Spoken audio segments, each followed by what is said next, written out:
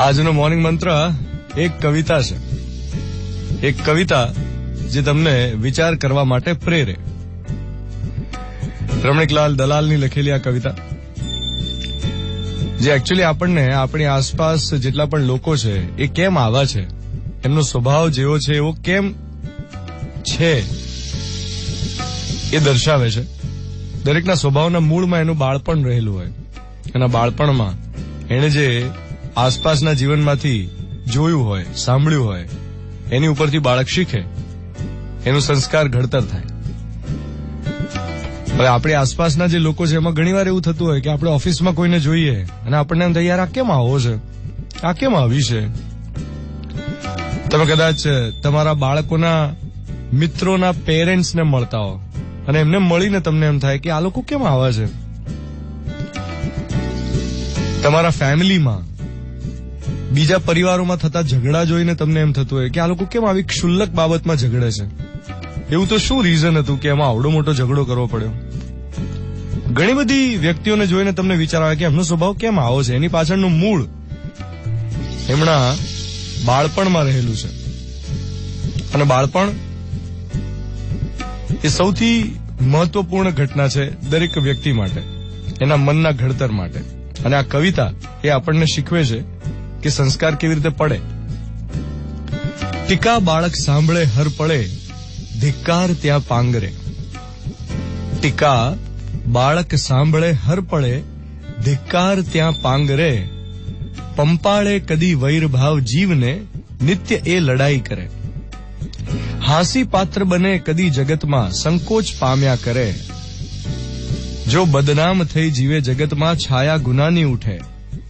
જો જીવે સંભાવથી હરપળે, તો ધૈર્યશાળી બને. જો પ્રોત્સાહિત થઈ વિહાર કરે, વિશ્વાસ ઊંડો ધરે. જો પ્રોત્સાહિત થઈ વિહાર કરે, વિશ્વાસ ઊંડો ધરે. જો એ જીવને પ્રમાણિક ઘડે, ન્યાય સદા રાચશે. જો પામે સૌના વખાણ, થાશે કદરદાન એ. પામી પૂર્ણ સલામતી જીવનમાં, પામી પૂર્ણ સલામતી જીવનમાં શ્રદ્ધાળુ પૂરો બને. સૌનો સાથ લઈ સદા ચારતા સ્વયં શીખે. પામીને સહકાર મૈત્રી સહુના, પ્રીતિ પ્રસાદ લહે. સંતોષે અવતાર ધન્ય કરે, થઈ મુક્ત એ સંચરે.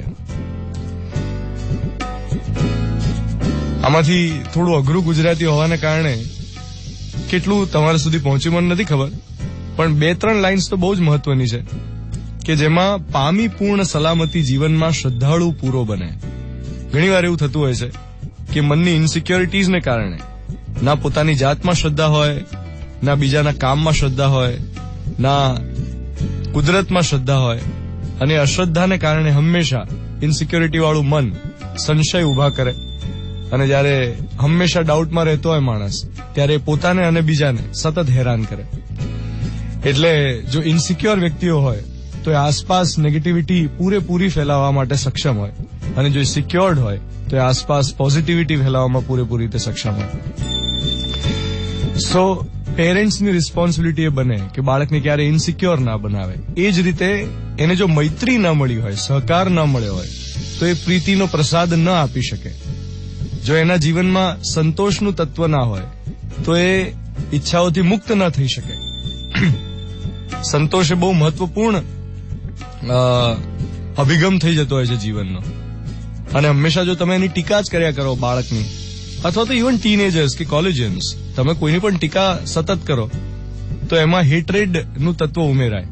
કારણ કે એ સતત પોતાની ટીકા સાંભળીને એક ઇન્સિક્યોરિટીમાં જાય, ખાલીપો અનુભવે, અને પછી સમગ્ર દુનિયા એને ગમાડતી નથી, મને કોઈ ગમાડતું નથી એવો ભાવ એના મનમાં આવે.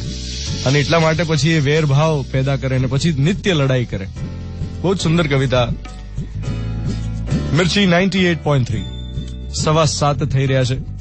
27th ફેબ્રુઆરી 2018 ટ્યુઝડે મોર્નિંગ. હું છું ધ્વનિત તમારી સાથે. Good morning my dear.